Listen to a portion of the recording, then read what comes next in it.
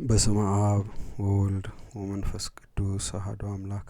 ጥር 2 በዚህች ቀን ደሙ በግፍ የፈሰሰ ጻድቁ አቤል አረፈ። እርሱም ወንድሙ ቃየል የገደለው የሙታን በኩር የሆነው ነው። ምክንያቱም አዳም የእግዚአብሔርን ትእዛዝ ተላልፎ እንዳይበላው የታዘዘውን ዕፅ በላ። ያን ጊዜ በእርሱና በልጆቹ ላይ ሞት ሰለጠነ፣ ለኃጢአትም ተገዥ ሆነ። ሰይጣንም ሰውን ለማሳት ሰለጠነ። ከዚህም በኋላ አዳም ከገነት ወጥቶ ወደ ታችኛዋ ምድር ወረደ። ስለ በደሉና የፈጣሪውንም ትእዛዝ በመተላለፉ ፈጽሞ እያዘነና እያለቀሰ 100 ዓመት ኖረ። ከዚህም በኋላ አዳም ሔዋንን በግብር አወቃት። ጸንሳ ቃየልንና እህቱን ኤልዩድን ወለደች። ሁለተኛም አወቃት፣ አቤልንና እህቱ አቅሌማን ወለደቻቸው። አዳምም ሔዋንን እነሆ ልጆችሽ አካለ መጠን አደረሱ፣ ጎለመሱ።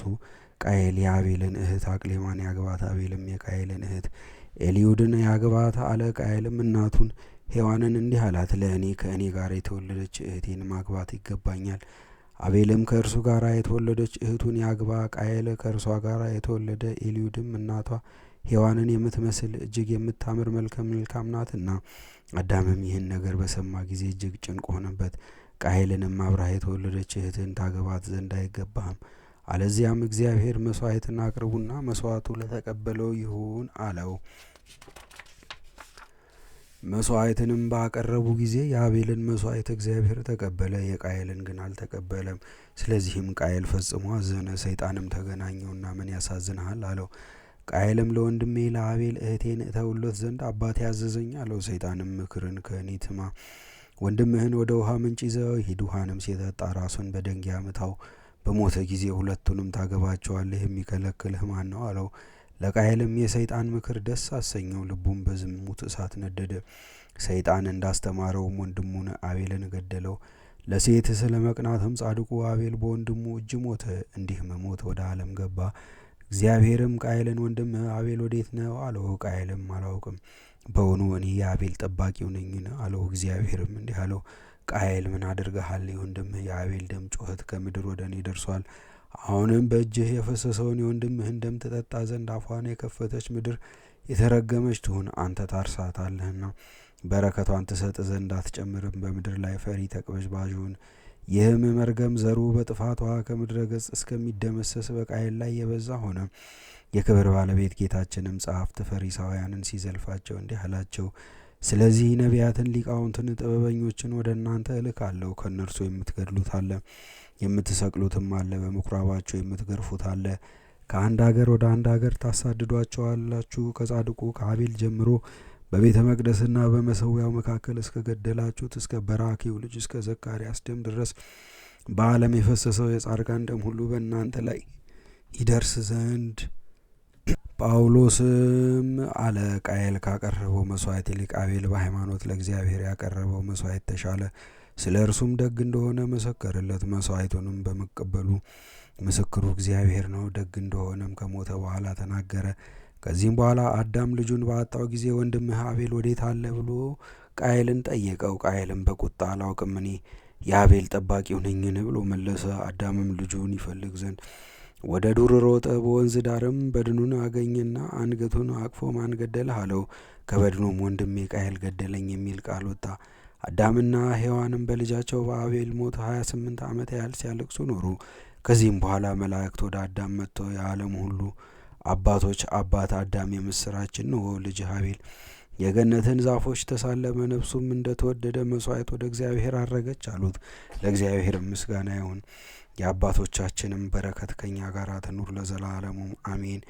በዚህችም ቀን የከበረ አባት አላኒቆስ ኤጲስቆጶስ በሰማዕትነት ሞተ።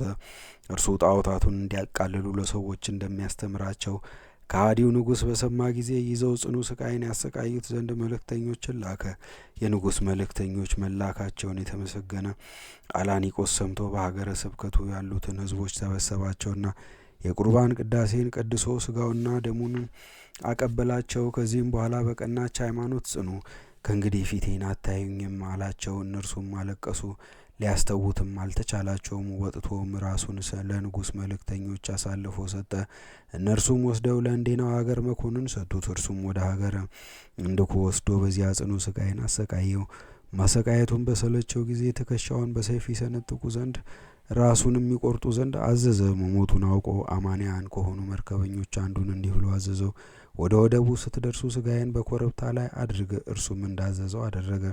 ከዚህም በኋላ ምዕመናን ሰዎች መጥተው ስጋውን ወስደው ገነዙት። የስደቱም ወራት እስቲያልፍ በእነርሱ ዘንድ አኖሩት። ቤተ ክርስቲያንም ሰርተው ስጋውን በውስጧ አኖሩ። ከእርሱም ታላላቅ የሆኑ ድንቆች ተአምራቶች ተደረጉ። ለእግዚአብሔር ምስጋና ይሁን። እኛንም በዚህ አባት ጸሎት ይማረን፣ በረከቱም ከእኛ ጋር ትኑር ለዘላለሙም አሚን። በዚህችም ዕለት የእስክንድርያ ሊቀ ጳጳሳት የከበረ አባት ቴዎናስ አረፈ። እርሱም ለአባቶች ሊቃነ ጳጳሳት 16ኛ ነው። ይህም ቅዱስ አዋቂ፣ ብልህ፣ በቀናች ሃይማኖትም የጸና በስራው ሁሉ ያማረ፣ ስለ እውቀቱም ሰዎች ሁሉ የሚወዱትና የሚሹት ሆነ። በዚያም ወራት ከሃዲያንን በመፍራት በስውር ከዋሻ ውስጥ በቀር በግልጥ ሊጸልዩና ሊቀድሱ ለክርስቲያኖች አልተቻላቸውም ነበረ። ይህም አባት አብያተ ክርስቲያናትን እስከሰሩ ድረስ አግባቸው በእመቤታችንም በቅድስት ድንግል ማርያም ስም ያማረች ቤተ ክርስቲያን ሰሩ። እመቤታችን በቅድስት ድንግል ማርያም ስም ያማረች ቤተ ክርስቲያን ሰሩ። ከካህዲያንም ብዙዎችን መልሶ የክርስትና ጥምቀትን አጠመቃቸው። በተሾመባት በመጀመሪያ ዓመት ተፍጻሜተ ሰማዕት የሆነ ሊቀ ጳጳሳት ጴጥሮስን ያጠመቀው እርሱ ነው። በተሾመ በ5ኛው ዓመቱም አናጉንስጢስነት ሾመው። በ12ኛም የሹመቱ ዓመት ቅስና ሾመው።